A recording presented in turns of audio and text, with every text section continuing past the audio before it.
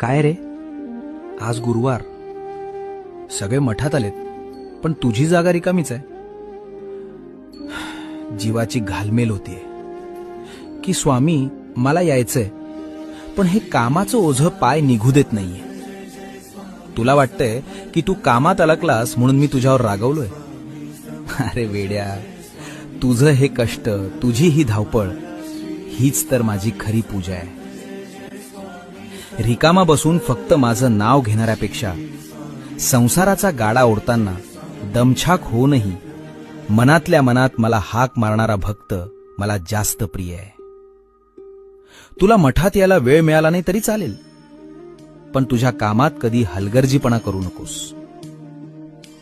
आज तू माझ्याकडे नाही येऊ शकला ना, काही हरकत नाही. बघ, आज मीच तुझ्याकडे आलोय.